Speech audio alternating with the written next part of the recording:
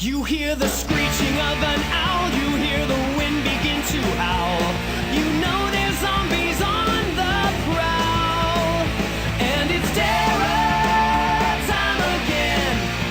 They've got you running through the night. It's terror time again, and you just might die of fright. It's a terrifying time. Hello, Scoobsters, Hello, fools and ghouls. and welcome back to the third episode of A Pod Named Scooby-Doo. Today, we're talking about Scooby-Doo on Zombie Island. Kalle, can you tell us, who do we have here today with us?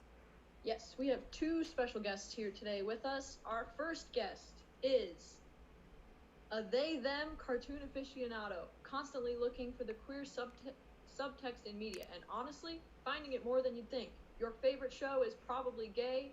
We have none other than Grae Garemore.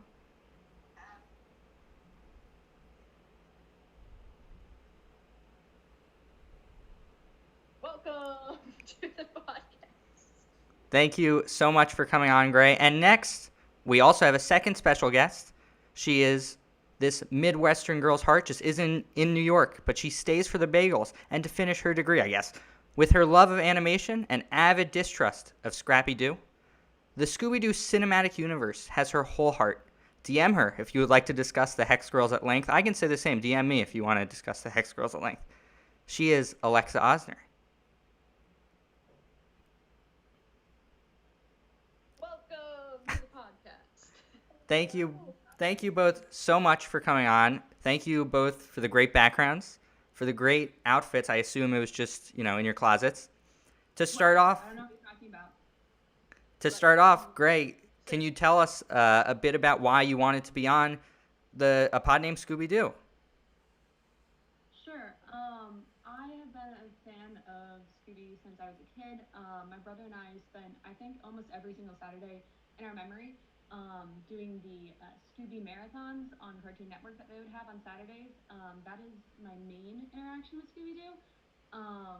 And from there, it was something that my parents really thought that my brother and I loved, and we were kind of ambivalent about, and they said, no, you guys really like this.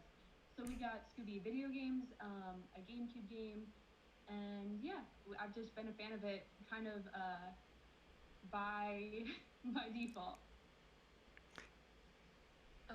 So same childhood, I think, as Grae. My brother and I loved Scooby-Doo growing up.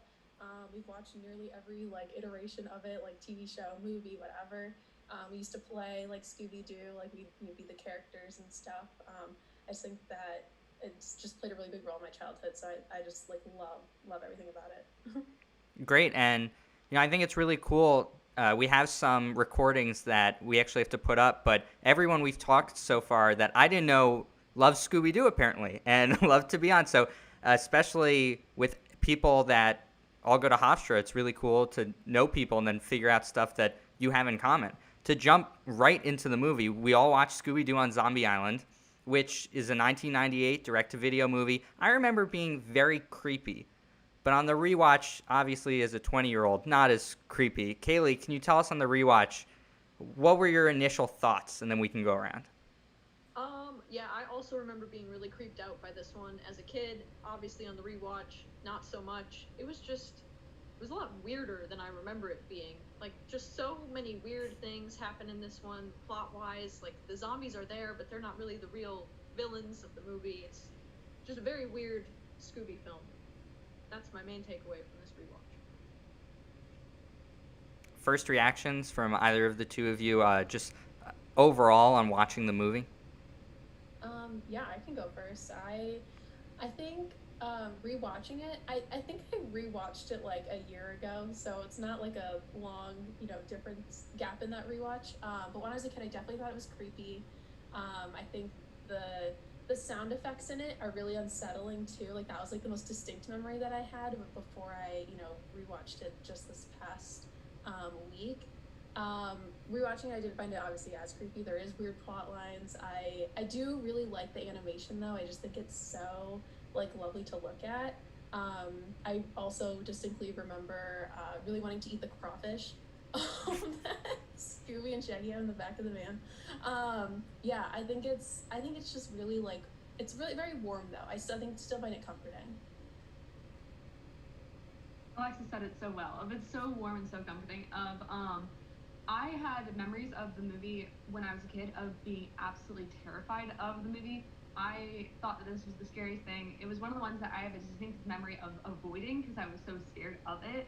Um, but it was really funny on the first like rewatch of it for the podcast. I was shocked to find that I timed it. In fact, there was a 25-minute long like dining room scene and like just some really weird plot elements, and also like the ending was not what I remembered it being. I remember the ending being incredibly menacing, incredibly nightmarish, and it just did not live up to my childhood memories whatsoever. Yeah. Yeah, definitely. This, is the first coming out in 1998 in a line of what Kaylee and I have kind of designated as our favorite era of Scooby films, going from like 1998 to 2005-ish when we were all really young. It's also one that I have to bring it up every single time we're asking this question. Scooby says 3 or 4 times, Grae, you said beforehand, you counted. They say, there's a dog, and Scooby goes, Rug? Where? Many times. So a question we've been asking on each episode, because I was bamboozled at the fact that Scooby would say this seemingly random. It happened in Cyber Chase. It happened in Witch's Ghost. It seems to happen in this era that we love. Kind of throwaways that I didn't remember as a kid. So, Kaylee, starting off, for this movie specifically, Zombie Island, does Scooby-Doo know he's a dog? Is he aware that he's a canine? For this movie specifically, no. Scooby does not know he's a dog. We talked about, the episodes haven't been released yet, but you'll hear us talk about in the live action movies, Scooby's aware that he is a dog. This is not an issue in the live action movies. In the animated ones that we've watched so far, which is Witch's Island, Cyber Chase, and now Zombie Island, he does not know. People refer to him as a dog. He says, dog, where? Or they refer to him as a hound. He says, hound, where? Except in this movie, it's more confusing because he chases cats like a stereotypical dog, but he still doesn't know that he's a dog. He tries to eat at the table like a person, and then he's told that he has to eat outside, and he's thrown off by this, as if he's not a dog who just chased this woman's cats around multiple times. It doesn't make any sense to me. I still don't have an answer for what he thinks he is, but I know for a fact that he does not know that he's a dog. Yeah, so on top of stating our theories, which, I mean, at this point we're almost going in circles, which how many theories we have about if Scooby-Doo knows he's a dog. Grae and then Alexa, what are your thoughts? Does Scooby-Doo know he's a dog? And if he doesn't, what the hell does he think? Well, fear not, Ben. Separately to even before the podcast came out, this was something I actually watched the Zombie Island for the first time before even your first episode came out. So I wasn't even aware that this was going to be a trope within the podcast, that we were going to, keep on going back to this main theme of is Scooby like aware that he's a dog and everything. And Alexa and I were talking about the movie, just like first thoughts, like feelings and instincts, and I brought it up because I was shocked that this joke happened 4 different times in the movie. And I thought about it, and as I was watching the movie, I developed my theory, and Alexa, we'll talk about it, but of like, we kind of came to the same result in different ways. I think that Scooby doesn't know he's a dog because he's just a dog. When we see Scooby in the entire movie, and here's the thing, this is a case study of just this movie. I don't know in the other movies. I know in live action that he's aware that he's a dog. I'm taking that out of the equation. This is cartoon Scooby. This is not live action. This is just cartoon, right? In the cartoon, he doesn't talk to anyone. If you've noticed it, in all the movies, he doesn't talk to any of the other characters. He might say something to them. They don't reply. They just say something else, like slightly unrelated, like, whatever. My theorem is that Scooby does not talk at all. All of the dialogue by Scooby is actually by Shaggy. We all know that, like, Shaggy is an allusion to a stoner, correct? Like, we all know that he's a psychedelic, like, he was on other sort of substances in some capacity. I genuinely think that this started as, like, a writer joke or something of, like, they're gonna like everyone's gonna like have a talking dog. No, it's just Shaggy. Like Shaggy thinks that his dog talks because he's so out of his gourd. In reality, Scooby is just a dog. No, yeah, he wants to sit at the table. What dog doesn't want to sit at the table and eat food? Yeah, he chases cats because he's a dog. Like, he doesn't have any lines of dialogue with anyone else in the entire film. I'm interpreting this to also mean that the entire movie then is from Shaggy's point of view. Would you confirm this? I'm not sure if that's exactly it. I think that Scooby, like, as a main theorem of the entire show is that there's no one true main character besides for Scooby-Doo, quote unquote. But like, I think the entire thing is that it's a joke that he can talk in general, and that his friends humor him and say, "Okay, stonehead friend, like whatever, like we'll humor you. Sure, the dog talks, whatever." And Alexa, you agree with this? Do you have any other thoughts on if Scooby knows he's a dog? And I guess apparently now, if he knows he's a dog, but this is just Shaggy, either Shaggy is Dr. Dolittle or Shaggy is high, according to Grae. Yeah, and I wholeheartedly agree with this theory. I think that that's why you see Shaggy and Scooby just constantly eating as well. I think that, it's like Grae said, it's just all like hinting at the fact that like Shaggy is that stoner character, it's that hippie character for sure. I mean, I think you can't really argue with that. I think that Scooby, I don't think he knows he's a dog. I don't think he knows he's a dog. I think any dog wouldn't really know that they're a dog. They're just like a being, they're just hanging out, having fun, with their stoner owner. Yeah, I agree with that theory fully. I think that this movie just really like, I don't know why they use that joke so many times. Like, unless to I just really push that idea, I think.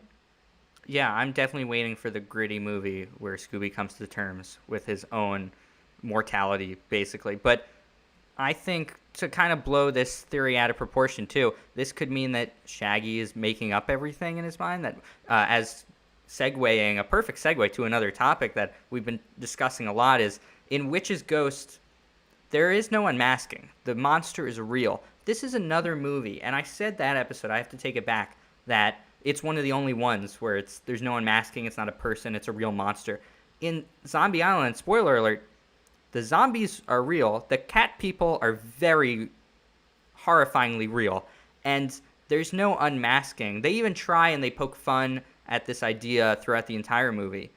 So, saying this, does this change the way that you watch, or maybe change your expectations when it comes to Scooby-Doo? Because now we've had two where it's kind of more supernatural based and less detective mystery based, even though there's that aspect that we'll get into with Jacques and everyone else, Bo the person behind it.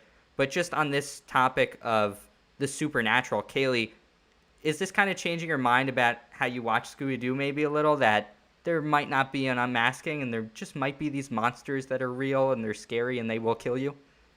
Well, I think that's probably why you and I like this era so much, is because so far the three films we've watched, Witch's Ghost, Cyber Chase, and this, the monster has been real in all three of these movies. Like, there's no unmasking. I think that's what makes this era of Scooby so interesting and why I liked it so much as a kid, because it wasn't just there's some guy under a mask at the end. Like, you don't know what's going to happen. These monsters are real, and they have to figure a way to get out of that situation. I think that makes it more entertaining.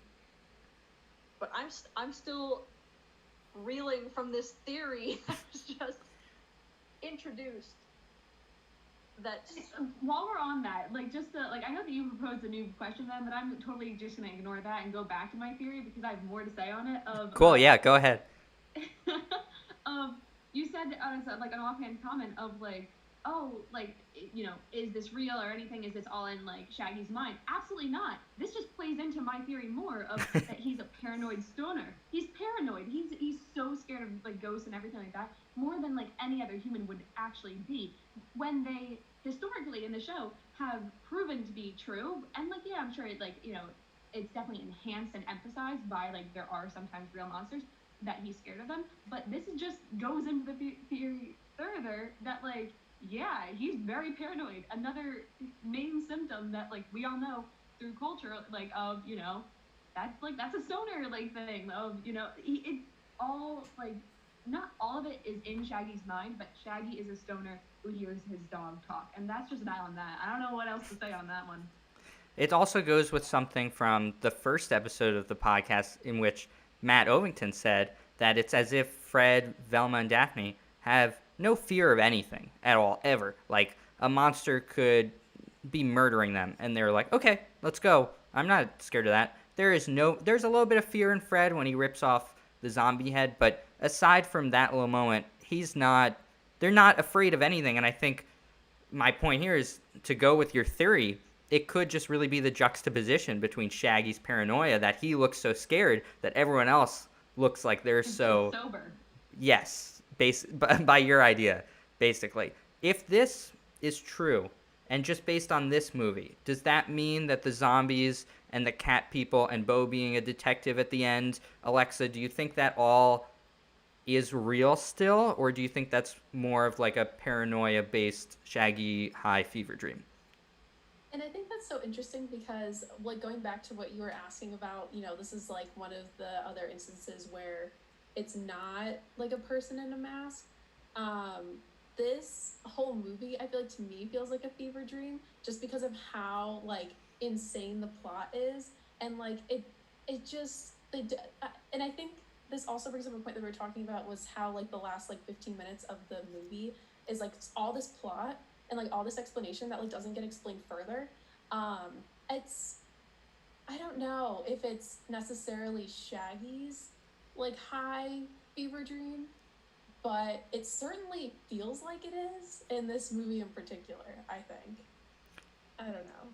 Yeah, and the end of the movie is definitely very exposition heavy. Getting to that, the movie starts off at a point where Daphne has a TV show. The Mystery Inc. is not together. They're not separated like we see in the first live action where they say, we all hate each other, let's go our own ways. But they're not doing mysteries. It's a weird start, and it's kind of like the start of a new era because it's a new animation style. It's the late 90s. They're starting up the movies again, and it feels a little bit like a new start to the world of Scooby-Doo where it's like, oh, it can start. And I think one of the reasons why it feels like that, too, is because it paints Mystery Inc. as normal people. It paints Velma as someone who just owns a bookshop. And something we've talked about in other movies, too, is that Mystery Inc., even in live action form, do not look like real people. No one wears ascots generally, even back in that time, unless it's Grae right now. But I don't know. I don't understand. I'm so sorry. But my question here that I'll point out is, does this kind of personification of these cartoon characters, making them more like actual people, when we know they're not, like, we don't want Fred to be an actual person, unless that's what you want, sure. But in the cartoon, they're so different even from the other characters that they're like this one trait or these two traits and this idea. Does that make it a bit more jarring plot-wise? And I found it a bit slow to start out, too, because of that. What are anyone's thoughts on just the way the movie starts out with that and the way the plot progresses? I do have a thought, if that's okay, if I can start. I always felt that, like, they were dressed in that sort of, like, funky way just because to show them as teenagers. And, seeing them now, they're certainly aged up in this movie. I think that's maybe why we're getting like the different clothing and making them more assimilated to like the other people that they're around.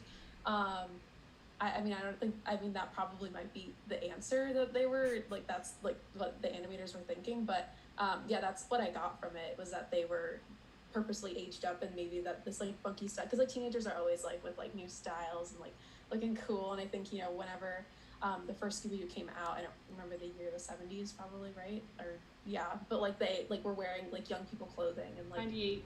Yeah, okay, so like I mean wearing just like young people clothing and trying to and just like looking cool and stuff. So yeah, Scooby-Doo started in the 60s, so it's a very 60s vibe of costuming that is that's kind of why we look at it and we're like, that's a little weird.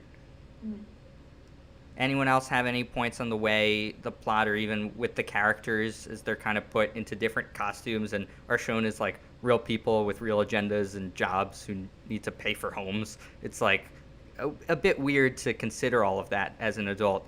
Kaylee or Grae, did you have any thoughts on the start of the movie? I'll pop in before Kaylee. I'll let her think about it. But I will say, I'm not sure what it means as a movie itself or in the context of the the Scooby-Doo universe itself. But I do think that at the very least, it provides amazing, delightful montage, like multiple montage sequences to start off the movie, which I think was so much fun. Of like, for me as like an adult going back to Scooby-Doo, it made it so much interesting and like so much more fun to like go back into because we have to talk about the music at some point, but like the music was phenomenal. The entire movie, like so like just we need to talk about that as a whole separate category. But like I think that this like new like plot like device at the very least, to me, I love this movie, and I don't want anyone to misconstrue what I'm about to say, as I do not like this movie. I like it very, very much, but it does not it does not feel like it has any sort of written, thought out plot whatsoever. And and so like at least at the very beginning of like they hook you and it's fun with a lot of bunch of like fun montages, like fun sequences, like really cool animation style of like these montages and like bangers of songs. So I mean at the very least I like that it's a fun plot device that makes us see, different outfits, iconic like character of the boss in the airport, like amazing. I love him. He's gonna go down in lore forever. I love that guy. You bunch of provolones, I think was the line that he said as he kicked them out. Like, Oh, I know exactly what you said. yes, go on this. I know that you had a thought about this. Go ahead. I wrote down this quote because I loved it. And he said, "You're a couple of gorgonzolas, you fired." Yes. Best line. Iconic. Want that tattooed on my ass. Anyway. So this movie starts the evolution of Daphne as a girl boss, not being the damsel in distress anymore, which is obviously like the main thing that her character does in the live action movies later on. But I think this movie is what starts it, because we start off with Daphne having her own TV show and like doing her own thing. She's not just the one in the gang who gets captured and is useless other than flirting with Freddy. And that's something that stays true throughout this era of Scooby, with movies that we've already talked about, and then also in the live action movies. And this is where it starts. Yeah, and we can hop into a point Grae made about the music, the sound effects. I know Alexa said earlier, the sound effects in all of these anime movies, extremely specific sounds that you, like a wooden floorboard, and you're like, that was very clearly a wooden floorboard. Like, I heard that if you're wearing headphones, like that's like ringing in your head the rest of the movie. The music, especially too, the way I think this film used music was more like one or two really hardcore songs that when they played during a montage or something like that, you were like, okay, that's the song they're using. Maybe less famous songs than other movies, or less like of a hit than some of the other animated movies. But we'll start with Grae here. Is there something that struck you about the music, maybe the cinematic sound to an animated movie, that maybe hit you a little different as an adult, that you would notice more or appreciate more? I think it has to be stated that this is, I feel like, when now correct, this is where I need your expertise, Ben, but correct me if I'm wrong, they're about to move into when the Scooby theme song goes from the old one to the pop punk version. And like that's like about to happen. I feel like it hasn't happened yet, like it's about to happen. And I think this is when they realize that like Scooby needs a rebranding, but if you just change a few things, like make it feel more modern, make them have different outfits, like Fred changes into a like Bayou outfit when he's like going to dinner and everything. Like it's the same sort of color scheme, but like it's different just for like to make it not look like ascot Fred. And I think it's a sign of Scooby rebranding, of having this fresh like music in it, like makes it feel so much more young and like much more like a new show. When I know at this time like Scooby like was almost like about to rebrand. I think it's like the next iteration of the show that changes the theme song, but I'm not sure if you know that, Ben. Yeah, it's also Kaylee. The What's New Scooby-Doo is when the theme song changes, yeah, which is an era that started right after this one ended. Also because from 1998 to 2000 is just 2 years, but it almost feels like with animation styles, with just the openness to changing the classic IP of Scooby-Doo, it's very clear in this movie that a lot of hand-drawn backgrounds, kind of the Disney traditional method where there's like one background that another animated like character is placed over, so that background never changes or moves. And you notice that a bit more, especially compared to stuff like Cyber Chase and Witch's Ghost, which even though they come right after, there's a slight change from this movie directly to the rest of them. Before we dive into that more, Alexa or Kaylee, did you want to talk about anything based on the music, the sound effects, anything that struck you? Yeah, I loved the song Terror Time again. And that's, I think, by the band Sky Cycle was what it said. I just like, that song gets stuck in my head frequently. I love this like change to that like punky sound, and like, I think that I just echo everything Grae said about it. I think it really helps like make it more contemporary, I guess, for the time, and they're just good songs. Like, I mean, I fully want to like download that song. And then as far as the sound effects go, again, like they are so like vivid, and like I can hear like in my head like Velma scratching at the paint on the wall in the kitchen, and like things like that, and the I don't know, the bones cracking when they have the voodoo dolls, like that stuff grosses me out. So they did a really good job at like putting the sound to those. Yeah, I really think this movie did such a great job with music and sound overall. Yeah, and I agree with everything that the both of them just said, and I have nothing else to add. Hitting a bit too, I think when we include in an animated movie, we have to include the voice acting, which everyone from the early 2000s movies continued. Started here. Scott Innes, who plays Scooby-Doo, Mary Kay Bergman as Daphne, Frank Welker as Fred, B.J. Ward as Velma. Even, I think Mark Hamill was Snakebite Scruggs in this, which is weird. But Shaggy is played by Billy West. This is the only movie that I think Billy West voiced Shaggy. Billy West then goes on to do Futurama from the Simpsons creators. Immediately when I played this, I was like, Shaggy sounds different.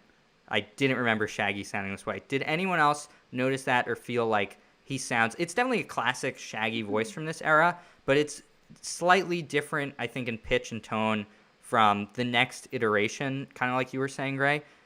Did anyone else all watching General Scooby, could you tell? Did it matter to you? Did it change how you watch depending on who the voice actor is? I mean, yeah, go ahead, Gail. I was gonna say I could definitely tell, but that's because you and I are watching so much Scooby that it's like the only thing on my mind ever. It's the only thing I'm watching, so I'm used to hearing the certain voice actor, and so it was like you. I immediately was like, oh, something is a little bit different here, and then I did the same thing. I looked up the voice actor and saw that it was someone different. Grae, you had something to say? Oh, I'm gonna say that I just did not notice whatsoever, and I think that's to your point, Kalle, of I do not watch Scooby-Doo on the regular. That's not a habit or a hobby of mine. I think I'm like a cartoon aficionado, but like not specifically Scooby-Doo or old stuff. It's mainly newer stuff. So going through the lore and like the voice actors, it's not something that I would pick up on initially, at least. Alexa? Yeah, no, I feel the same way. I hadn't watched really another Scooby-Doo that was like within the same era recently, so I did not pick up on that. I did notice not really enjoying Velma's voice actor, which is, I don't know if that's like an unpopular opinion. It just was odd to me when she was in the bookstore when I first heard it, and I don't know if it's because like I just like enjoyed I know I forget the actress's name from the live action Scoobies 1 and 2. What's her name? Linda Cardellini? Yes, I just love her as Velma in the live action. So, hers was the only voice that I was a little bit like, that sounds kind of weird. But yeah, Shaggy I didn't really notice because I think even when Shaggy changes over to I forgot his name too. I'm so sorry. I'm off my game today. What's his name? Matthew Lillard. Yeah. Matthew Lillard. Yeah, I don't really notice that change either because it's just done so well. But like his voice is also very. I feel like it's pretty. It's not too hard to do. I didn't really notice. Yeah. It definitely feels natural, and it feels like Shaggy from this era. Like, I feel like there's definitely, if you listen both side by side, you'd be like, oh, that's different. But hearing it on its own, you're like, okay, that's Shaggy. It's not like modern day when they put someone new in. If it's not Matthew Lillard now, which he does everything now, but if it were someone else, you'd be like, that doesn't sound right. That's not, something's up with that, which happens in a lot of animated shows that have like classic IP that have been played by one person over a certain time. Something I really wanted to hop into on the movie too was the middle portion of this movie for me was very slow. A lot of repeating story beats with Shaggy and Scooby seeing a ghost, Shaggy and Scooby seeing this thing. No one else sees it. Boy Who Cried Wolf. Oh, Shaggy, they even say, Shaggy and Scooby again, until we finally hit, all of the zombies jumping on the van, and then that's when, like, shit hits the fan. But for that middle section of the movie, I think it's the least memorable section of anything I've watched so far. Is there a reason why? Do you think they were just waiting to hit that moment of the climax of, okay, let's get the monsters in? What do you think of that middle portion of the movie? Is there something even that jumps out to you at a way it could have been done better, or is it good and I'm wrong? While they're thinking, you're not wrong. I think that the storyboarding, I think is what it's called, that should have been, I just don't think that was thought out well enough, and I think Grae mentioned this earlier as well. Just like and also when I mentioned the last 15 minutes has so much plot, like that, they could have cut so much from that middle, and I know Grae's going to talk about the dining room scene, because that scene is so infuriating, but, like, they could have cut so much of that out and then, like, filled in, like, pushed up the last 15 minutes of it so that it just was more explained and it just, like, made more sense. That was just a part where now as an adult watching it, it was kind of losing me a little bit. I don't know why as a kid it didn't really lose me. I guess it was just like, oh, the Scooby and Shaggy scenes are, always the best scenes as a kid. But yeah, as an adult, it was definitely losing me. Grae, can you explain your fascination with the dining room scene? And for people that haven't seen it, what is the dining room scene? Why did it irk you? We're not going to summarize the whole movie, but I think this scene in particular needs a bit of a flashback of you watching it for people who have no idea what it is. Yeah, I got so mad watching this scene. I don't know why. It's just like when something, when you see something and like it's so obvious of like, I do not have a TV degree. I like am just a fan, but I like it felt so obvious. Like what are they doing here? What is the point in this? Like why does this keep on going? Like I actually started like writing in my notes of this is gonna be something. Like what is this like go to? Like where is this going? Like I can't wait to see where the dining room scene goes. What happens is like we're going through the plot where like we find a house, we find the characters, like something spooky happens, and then literally Scooby and Shaggy cannot find a place to eat. So we have cut shots of Scooby and Shaggy finding the place to eat. They move 3 different times of finding the correct place to eat where they can eat in peace. They keep on repeating of like, oh, I just want to eat in peace, and there's cats, and then I just want to eat in peace, but like just like nothing goes right. Like it's all like such minor stuff. I'm like, does like I was like writing down, I'm like does Shaggy think that Scooby is anxious? Like is he projecting his anxiety onto Scooby? Like what is happening here? No one knows, but it is 25 minutes. I did time it because I'm like, it's getting unwieldy. Like it's just. It keeps on going, and then you're done, and it's still going. I highly recommend for anyone watching the film who's like, oh, like, I'll listen to the podcast and see the film later. Please skip the 20 minutes of just eating and Fred mildly hitting on the, oh my god, I'm blanking on her name. Hitting on the girl. Lena. And like no one really caring and everyone just being like, good dinner, yummy, like can't wait for Fred to hit on her some more, and then like back to Scooby and Shaggy just running around trying to find a place to eat. That is a 20-minute segment of this movie that I have no idea what's there, when in the last 15 minutes, literally less than 15 minutes of it, you get voodoo dolls, cat god. What does cat god mean? Don't worry about it, we're eating dinner. And like it just got so ridiculous to me, especially when I was going over my notes for the end of the movie comparatively to the middle of like, why this? Yeah, and we'll get to the end of the movie because there's a lot of weird shit. But Kalle, something that Grae just spoke on that confused me was canonically, Fred and Daphne are supposed to be like, will they, won't they, in a sort of way. And this movie starts with it literally starts with one of the first lines of dialogue is like, Mystery Inc. isn't together, but Fred and Daphne still are. And I'm like, oh, they're together. How sweet. No, they're not together in that meaning. And Fred is a simp. He's simping very hard for someone who has said maybe 4 words to him, which was like Mark, which in an episode that will come out, Mark called Fred a himbo. Mark Herron, you can Google himbo if you want, if you don't know what that means.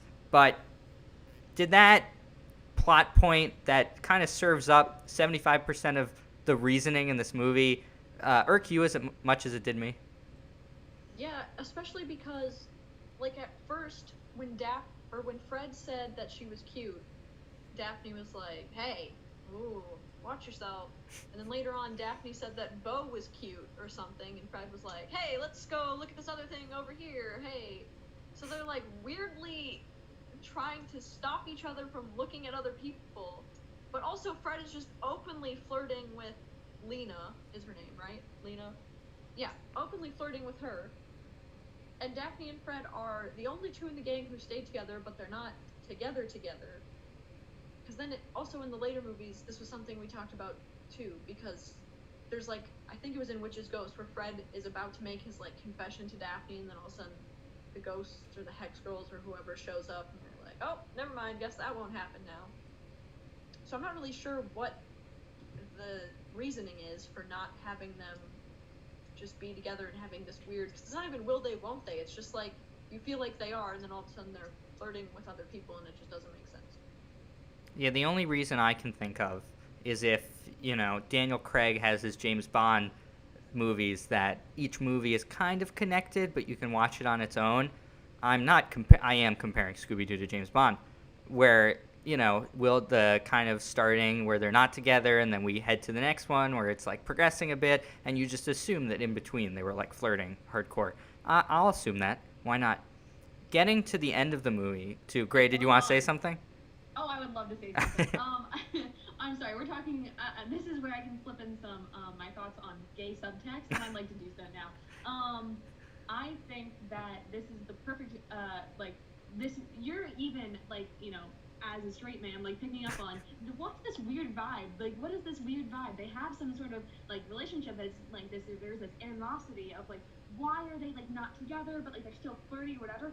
This is classic, himbo, gay man, and Woollawah solidarity. That's what this is. This is, at the end, in fact, the perfect, opportunity to, sum this all up, but, that's the vibe of, Daphne and Fred in this movie and at the end, they're like, oh, this would be such a romantic spot. As at the end of the movie, there's a sunset, they're over at, the bayou, it's very pretty, and they're like, oh, this is such a nice, would be a romantic spot. They say would be, one, and then they lean each other's head, their head on each other's shoulder. That could be a romantic spot if that was the vibe. That is not the vibe, definitively. They had the opportunity to kiss, they had the opportunity for it to be romantic, and they both said no. And you want to know why? Because they're not interested in one another. That was a moment of solidarity, of I see you, I see where you're coming from. I know that we both can't be with the people that we love right now, as Alexa and I would demonstrate to our headcanon of what should happen in the Scooby universe. And I see you, and that's that moment to me, is I see you, I see where you're coming from, but I know that this we both can't be with the people that we love. It's 1998, it's more accepting, but come on, we still got ways to go, and that's that moment to me. And to tack on to that, I'd also like to say, I know we see Fred, flirting with Lena and Daphne, sort of whatever, with Bo. I just think that they're, really good friends. I mean, he's her cameraman. They're really, they know each other really well, and they know, that person's not, what you need. That's not the person that you, that's gonna be good for you. I just think I don't think it's jealousy. I think it's more, looking out for each other. In a sense, in those scenes, and that's what I picked up on. There's also a common, I guess I'll call it a common theory. We've had a lot of people speak on this, that they think Velma is gay, some just not straight, whatever orientation she goes by, based on subtext clues, different, alliterations in whatever movie. Grae, are you telling me that based on that, you're saying that Fred and Daphne, just Fred, you're telling me can you over-explain for me the gay subtext that you're getting at? The moment that I described Yes. previously, or okay. So Or the if you moment I have described another previously- moment that you want to dive into. Oh, I have many moments. I have a list of the gay moments in this movie.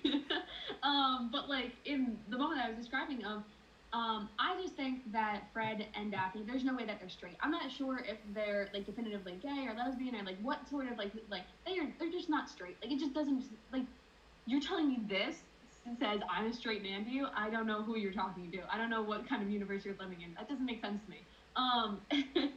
And the moment that they have on the dock is like it's like seeing one another. It's I see you, I see where you're coming from, I know you, I know where you're coming from. And yes, there's the read of we're both friends and we know that like we won't work well together and that there's no romantic relationship there. But there's also the read on I know that you can't be with the person that you love. So like we're gonna be in this moment together, but I know that this would be a romantic moment, but that's not us. That's not what this is because your romance is with someone else. I think to continue that Shaggy is a twink, Fred is a himbo, like he would go for kind of bears, you know. Daphne is bi. I think that Velma is a lesbian, and I think that if you're into Scooby, you're a furry. But you know, that's a separate time.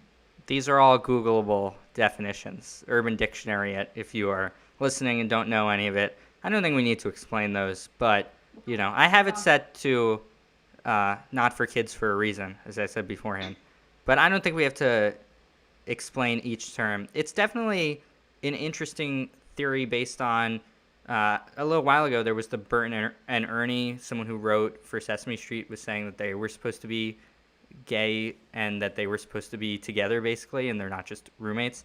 And there's a lot of, I feel like, from the 50s, 60s, 70s onwards, little, like you're saying, subtext.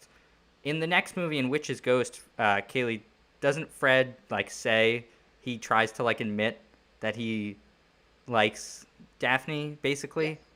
But that, you know, each movie is its own, I think, in a way. And saying that, to your point, you can definitely take a lot of moments from these older movies and apply them to a lot of different modern-day scenarios, as we do listen to the ScoobyDoo 2, Monsters Unleashed, coming out soon. We do talk about how sometimes they address the media, you know, ScoobyDoo coming at a time, I think, right after war, right around, was it based on Vietnam, I think, like teenagers running away, anti-war, in a sense. So there's a lot of, you can apply different scenarios in these cartoons that I think can work. Sometimes I think we over psychoanalyze, but do you want to go through your other moments and back this claim? I mean, I'm all down for it. All right, yeah, let's get into it. So, notably, of course, this is something that I was shocked that this was from this movie. When I saw it, I was like, oh my god, I've seen this like everywhere, like online and everything. When we talk about like you know, Velma is a lesbian and like Daphne and her are dating, of when Velma is being levitated in the kitchen, you know, she's in a compromising position, and Daphne, as she gets higher and higher, it becomes more compromising, and Daphne says, oh, like, this is getting better and better, and Velma says, maybe from where you're standing. That's like, that doesn't take a rocket science to, like, you know, make some notes and, like, figure that one out. I also think, Shaggy had this line where I was like, my guy, like, all right, you're showing your cards there. Alexa, do you remember? We talked about it, but I wasn't sure if you remembered. I'm looking at my notes to try and see if I wrote it down. But Shaggy had some sort of line of, like, about men that I was just, like, there's a lot of lines in Scooby movies that don't mean anything. They're just there to have dialogue, seemingly. And I think that's part of it, but also there's, like, what else? What are you talking about? Why would that be there, you know? Like, kids aren't gonna get it, so, like, is it supposed to be, like, a sex joke? But, like, what is the sex joke in between Velma and Daphne? Like, what, you know, that sounds, that feels pretty definitive to me, at least, there. I think this is a perfect segue into something that we talked about with adult humor, which I don't think this movie has, but it goes right into our viewing as adults. And a question we've brought up on every podcast, and we can start with Alexa on this one. Is this a good date movie? If you're on a date with your partner and you're like, hey, let's watch Scooby-Doo on Zombie Island on boomerang.com. You know, I have it. Let's just watch it. Is this a good date movie? And I think I'm going to expand the question. Is this a date movie, if it is, that you would bring up? Or if your partner brought it up, would you be down for it or against it, and why? Sure, this is a fantastic question. And to anyone who's listening who wants to take me on a date, if we're not watching Scooby-Doo, then we're not having a date. I think this is a fantastic date movie. I think it almost works then if you have that like 25-minute gap in the middle that doesn't really go anywhere, you know, to like make some moves. You're not really paying attention to the movie. You're not missing any plot lines. Yeah, I think this is a fantastic date movie. There's some like kind of creepy scenes because it's, you know, obviously not like a monster reveal movie. It's real monsters. So as someone who is scared of many things, this movie was, you know, still kind of scary, even though it's like Scooby-Doo level. It was creepy at the end, so there's perfect chance to like, you know, put your arm around someone or like, you know, act scared, whatever. I think this is a great date movie. Kaylee and then Grae? I'm gonna let Grae take the answer first on this one. Cool. Grae, go ahead. I think Alexa put it so beautifully. There's a perfect section in the middle, just, you know, to zone out, get cookies, get milk, you know, like do whatever you need to do. Take that cookies and milk how you'd like it. I think that it's the perfect movie for twinks. I did find the Shaggy subtext. The exact quote, let me get it out here, is towards the end of the movie, after the voodoo dolls come out and everything like that, and the two women, like Lena and the women, like, you know, and Simone, like, come in, Shaggy goes, we're not looking for ghoul friends. Well, if you're not looking for ghoul friends, what kind of friends are you looking for, Shaggy? Like, well, I mean, maybe Shaggy's aromantic. Maybe he's ace, like, in some capacity. But that's not straight. That's not straight. Just saying. And so I think that it's great. Of like, there's, you know, lesbian solidarity, there's twink solidarity. So it makes, you know, it's always good to see your relationship on screen, I feel like, you know? Yeah. So my answer is the same as every other episode we've done of this, that yes, this is a good date movie, because I, like Alexa, believe that any Scooby movie is a good date movie. And if you're not watching a Scooby movie, then it's not a date. So, for all the reasons that everybody else has said so far, there's that giant chunk in the middle that I actually skipped just doing my rewatch. I didn't even watch the dinner table scene. I skipped right past it because I remembered that it was useless and I didn't want to watch it. So that's great for dates, you know, spicy time. And then there's, as I've said before, you've got mystery, you've got intrigue, you've got hints of romance. What more do you need? What more do you need from a date movie? I think this is a perfect date movie. I think I'll tell you what I need, and it wouldn't be a fun podcast if everyone agreed. Here's my thinking on this. If you have access to this movie, there's a 99% chance that you have access to other Scooby-Doo movies, and I'm going to tell you to watch another one of them. While I like the idea that during those 20 to 25 minutes you can make a move or something, I don't think this is a movie that you can... One, it's hard to enjoy without like getting really into the headspace of it, I feel like. And two, if you have access to one of the live actions, to Alien Invaders, to Witch's Ghost, to which has Ben Ravencroft and the Hex Girls, to Legend of the Vampire, which has the Hex Girls, to a lot of other movies that I think could be more romantic, I'm going to advise that you pick one of those just on the fact that those are better date movies than this one. I don't think this one is so flawed that it wouldn't be a good date movie. I just think if you're going to watch this, why not watch the others? Okay, but that's not the question. Yeah, I know. It's my own question. It's my own question. Is the question, is this a good date movie? Yeah, it's a good date movie. Is this the best date movie? Please yeah, answer. It's a good date movie, but if I'm ranking them, again, as Kaylee says yes. I thought that's not the question. I know. Kaylee, I know. Answered a different question I qualified my own statement. As Kaylee says with each one, too, she thinks all the Scooby-Doo movies are great. So I don't want to just be like, yeah, they're all good date movies, because this is a good, solid date movie. Yes, my answer is yes. It's a good date movie.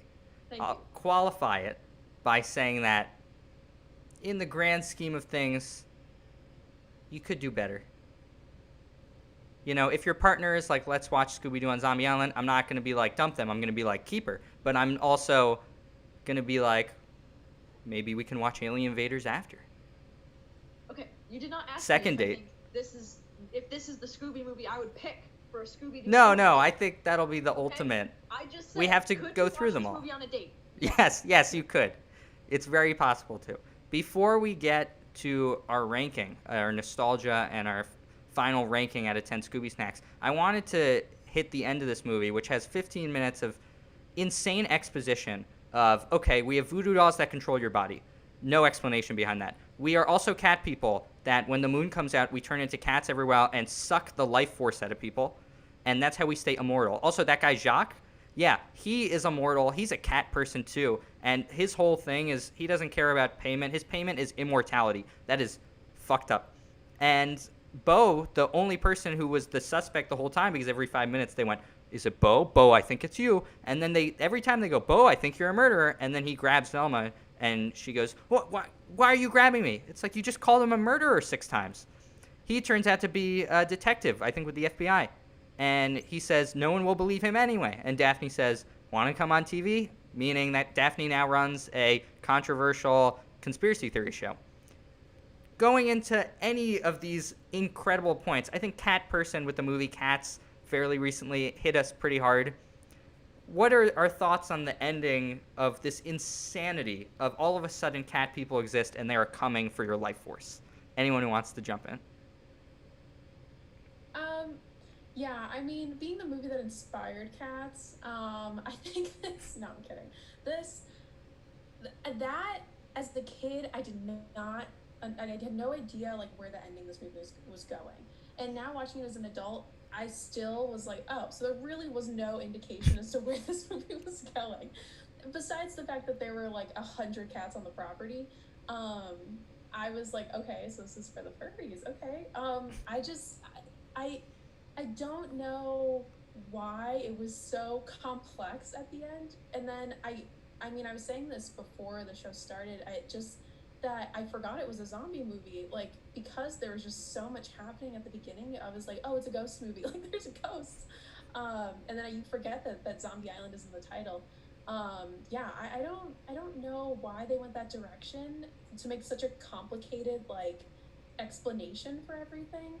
And then you end up, like, sympathizing with the zombies because they're just like harmed people, and I did like that aspect a little bit because, you know, just like kind of the tortured souls, like, you know, these people were, you know, the victims of these cat beings. But then also you then start to sort of sympathize with because they're not totally villains, because their people were murdered and like destroyed, and their colony was destroyed, and so they had to do this to survive. But they became so like bitter and just over like millennia just developed into these like really evil people. I don't know, it just was a very complex ending that didn't need to be that complex for a children's film, but someone on their like team was like, no, this is the movie ending that we want. This is the thing that's been sitting in my head that I think that we should share. I don't know, it was a lot to take in. Definitely a bit manipulative too, like you were just saying. I was realizing we at the end feel empathetic or sympathetic or however you feel towards the murderers who killed native people. Confederate soldiers. Yeah. Not towards pirates who came to a place also. Many different generations of people who came to an island and went, I'm going to kill all the people here.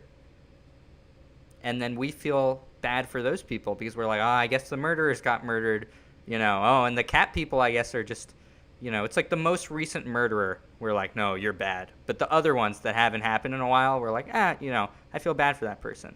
Grae, do you want to hop in with how you felt about the ending that jam-packs so much into the last 10 to 15 minutes?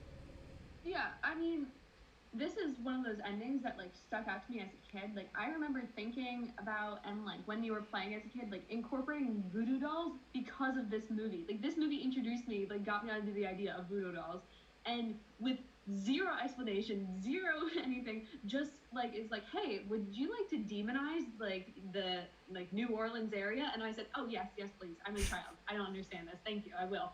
Like that is like a, like voodoo is like an actual religion. It's like a respected religion that is not inherently demonic in any sort of way, and it's like still practiced to this day by a lot of people. And people like Scooby writers were like, what if we just demonize it real quick? And like that's bonkers to me. And then they demonize a real religion that people still practice to this day, and then on the other hand decide to make you feel sympathetic for Confederate soldiers.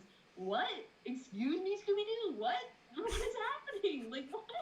Like that is like it's the most Republican ending of all time. Like I know I say that with my ascot on, but like that's insane. Like what? Like why are you doing that? Like why are you making me feel bad for Confederates and demonizing a real religion that people are practicing and is like respected? I think that itself is bonkers. I have many thoughts about why they were cat people and like cat them, because I remember as a kid going, I guess they were werewolves, I guess, and like just going like bum bum bum bum bum and just like moving on to the next thing. And like I thought the ending was werewolves. Going into this, when I watched it like a month ago, I was like, I can't wait for the werewolf ending. And like I was like, oh, it's cat people who worship a cat god. I also want to talk about that. They worship a cat god and everything. I am an obsessive like researcher, and I did some research into like I'm like, what if I just research like the cat girl, like the concept of the cat girl? Like we all know the cat girl, right? Like Halle Berry, iconic, like the cat girl, right? Here's the thing. First I had to go into anime. Like we know this is a deep dark place to go into, but you have to get into anime to talk about cat girls or cat people in general at all. It's in Japanese, cat girl is neko mimi, and the term for any animal like people is kimon o mimi. I'm sure I butchered that. I'm so sorry for probably Drew McLaughlin. Sorry about that, Drew. I hope you know the It's name of this podcast is now. I'm gonna change the title to "Is Scooby-Doo an anime?" I mean, maybe like that's the thing because they the end. I'll give you the end like as a teaser to where I'm getting to. But the end of this like rant is that this movie is insanely accurate to Japanese folklore.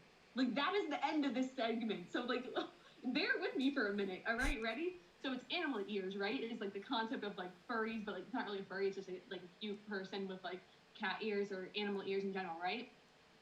They're not furries though. They're definitively humans, just with ears and maybe a tail. And then, so the first like instance is 1924, a children's book that got turned into an anime. Nothing else. No cat girl anime, like no cat girl like manga, anything until 1960s. So it comes back based on like the original childhood book, right?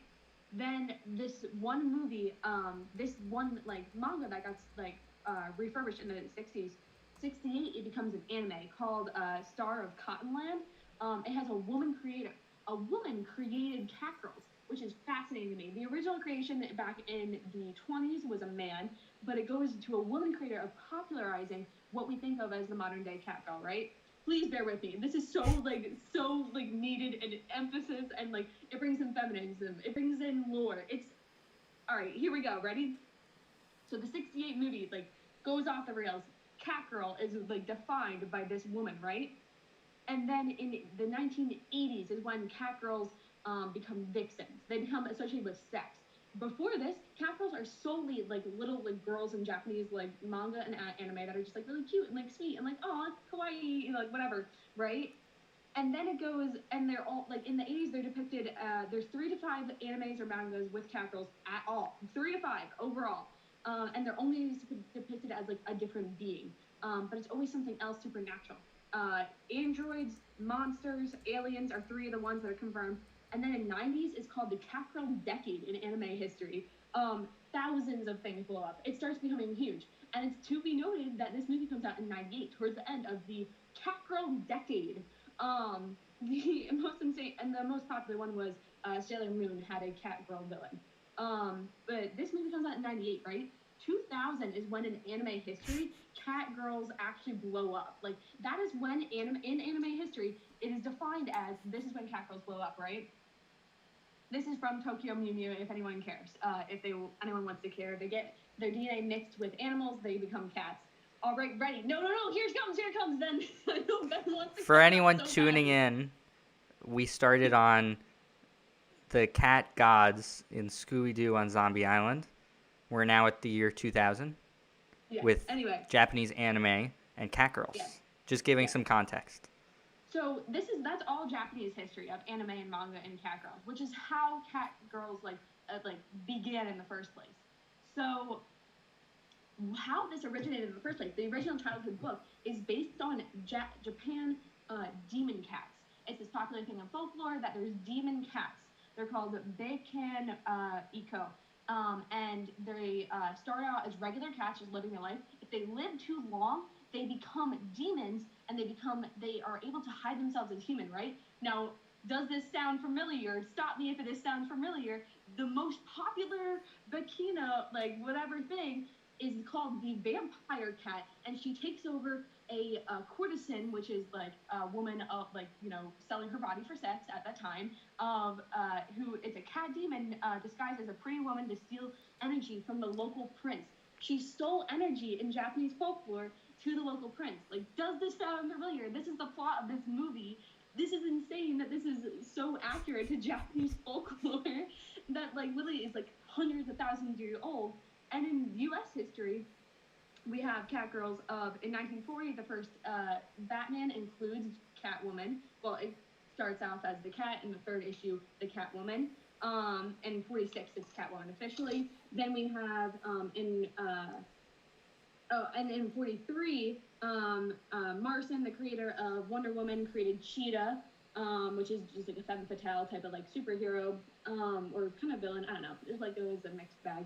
But anyway, so this thing that now is sexualized and even in Japanese folklore we associate with being intensely misogynistic of this that cat women's are cats because cats are shady and right was popularized by a woman that was empowering women of this empowering cat girl woman super hero, because it was women were deprived of superheroes especially in manga and anime and everything, and it was a feminist movement that it started based on Japanese folklore that was misogynistic, and now it's looped back around to misogynistic, aka Halle Berry. I think that's absolutely bananas, and we need to talk about feminist theory of connected to why men are dogs and women are cats. Women are cats and men are dogs. So I am so sorry for taking so much of your time, but there you go. I am shattering stereotypes right now. I too enjoyed when all the cats went meow and Scooby chased them all. Great scene. I think it's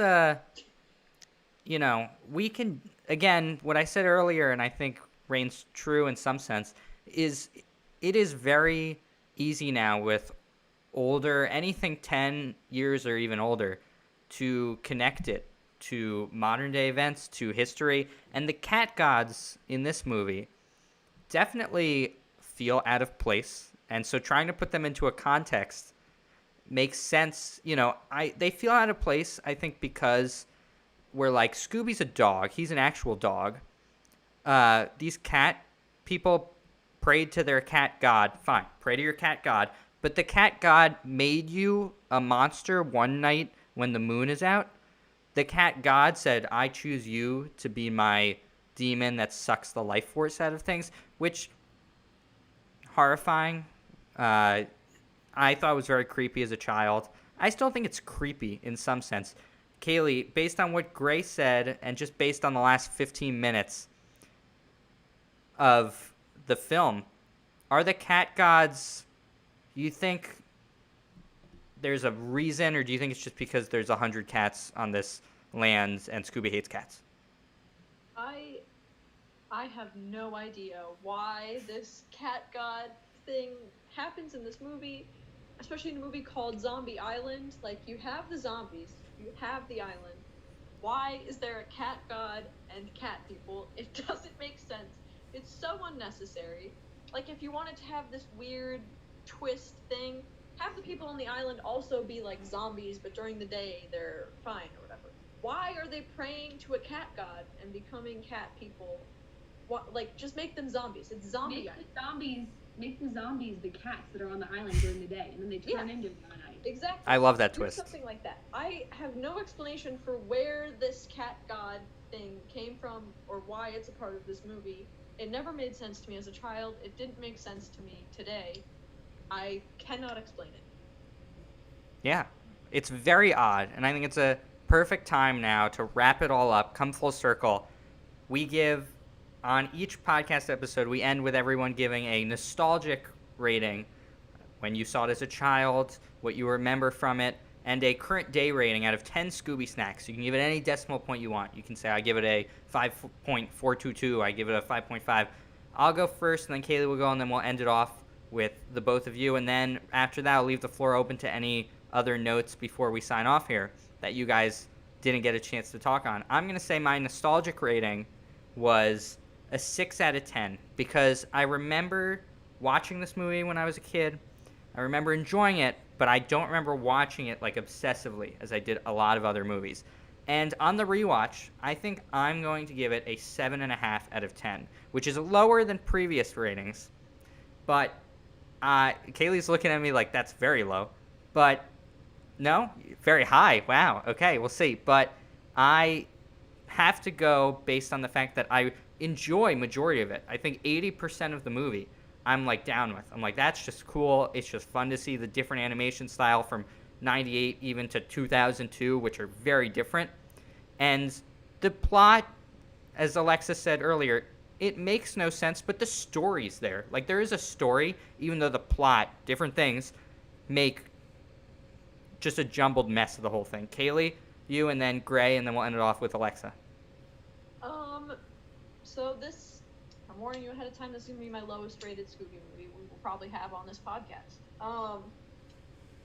My nostalgia rating, I'm going to say 6 out of 10, because I do remember watching it as a kid and enjoying it, like watching it multiple times, but not as many times as I watched every other Scooby movie. My current day rating, I'm gonna lower it from my nostalgia rating. I'll give it 5.5 Scooby snacks out of 10. I won't go as low as a 5, but it just, I don't know.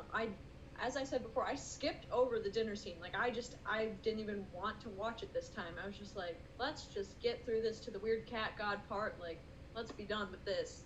It's not as funny as the other ones. It's not as, like, entertaining.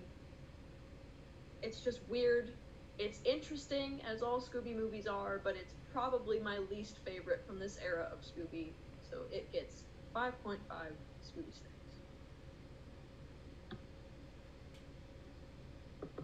My nostalgia rating, I feel like I was terrified of this movie as a kid, so I'm gonna go really high with this because nostalgia-wise, like, it made a huge impact on my brain. It definitely, like, changed the way my brain was wired in some capacity. I think it's gonna give, like, I'm gonna do like a 9 out of 10, give, like, nostalgia rating because, like, dang, like, it changed the way I think. But total, I think I'm gonna go lower of, especially on rewatch. Not only was I disappointed, but, like, number one, the dining room scene. Why?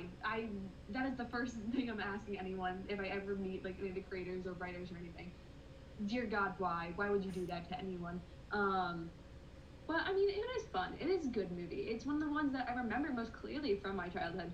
So it definitely, like, that's a capacity, like, I feel like you guys should definitely think about before you just rate things. I don't know. So I'm gonna give it 7.420. So that'll be my rating out of the Scooby snacks. That one's for Shaggy. All right, go ahead, Alexa. So for nostalgia, definitely like a 9.5 out of 10 Scooby snacks. This movie I rewatched all the time when I was younger. There were so many, like, I think same with all of you, so many vivid scenes just like that I remember, and like rewatching it, I was like, oh my God, I like remember that, like, I felt like I could like hear it again. I don't know. Like, you can just like hear it from when you were a child. And it felt like it still had some of that same impact. So I think on the rewatch, I'd still give it like an 8, and I know that's really high, and I'm gonna justify it by saying I still think that, like Ben said, it's still a good story. Like I still was entertained, even if like maybe the middle part was kind of like a throwaway, like had throwaway scenes or whatever. I still think the Scooby and Shaggy scenes are fun. Like even when they're trying to like find where to park to eat for so long, like I still think the animation is cool to look at. Like I still was, even though it was losing me a little bit, like I still really thoroughly enjoyed the movie. Like, and I would rewatch it again. Like I think that's like the important thing. If I'm gonna rewatch it again, I think it still deserves a higher rating. So I give it very high ratings. Yeah, definitely. I think any Scooby movie I can see justifying a high or low rating depending on your memory, like Grae was saying, as a kid being creeped out and formulating that in your brain, and also, everyone's personal preference when it comes to what entertains them. I think this is a perfect time to close it out here. Say thank you guys so much for coming on and collaborating and with the backgrounds. And thank you so much for watching and being so passionate. Kalle, now known as ScoobyDoo on the Zoom, you want to hit us with the outro?